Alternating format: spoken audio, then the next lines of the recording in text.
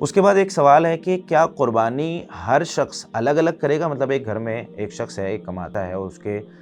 4 بیٹے ہیں، بیوی ہے، ماں باپ ہیں، اور خرچہ وہ پورے گھر کا اٹھاتا ہے، کیا تو ہر شخص کی طرف سے وہ الگ قربانی کرے گا، یا ایک قربانی بھی پورے گھر کی طرف سے کفایت کر جاتی ہے؟ تو سنت تو یہی ہے کہ ایک قربانی پورے گھر کی طرف سے کفایت کر جاتی ہے، لیکن اگر کوئی شخص زیادہ بھی کرنا چاہتا ہے، استطاعت اس کے پاس ہے، تو ہر کسی کی طرف سے وہ کر سکتا ہے، کوئی مسئلہ نہیں ہے اس میں۔ حدیث میں آتا ہے، صحیح مسلم میں روایت ہے 5203 نمبر، جس میں امی جان سیدہ عائشہ صدیقہ رضی اللہ تعالیٰ فرماتی ہیں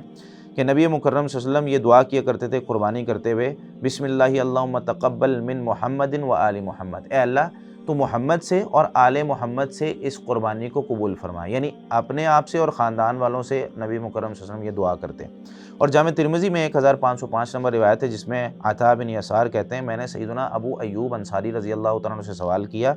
کہ رسول اللہ صلی اللہ علیہ وسلم کے زمانے میں قربانیاں کیسے کی جاتی تھیں؟ تو کہنے لگے، کان الرجل یضحی بالشاة عنہ وعن اہل بیتہ، کہ ایک آدمی ایک بکری قربان کرتا تھا اپنی طرف سے بھی اور اپنے گھر والوں کی طرف سے بھی، فیأکلون، خود بھی کھاتے، ویطعمون، اور لوگوں کو بھی کھلاتے، حتی تباہ الناس، حتیٰ کہ اب یہ وقت آ گیا لوگ آپس میں ایک دوسرے سے فخریہ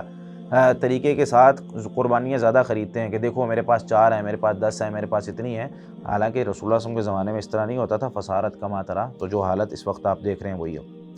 تو اس سے پتہ چلا کہ قربانی ایک پورے گھر کی طرف سے ہو جاتی ہے، یعنی اگر کمانے والا ایک ہے، اگر بھائی الگ ہو چکے ہیں، کماتے الگ الگ ہیں، ٹھیک ہے، وہ اپنی اپنی طرف سے کر لیں۔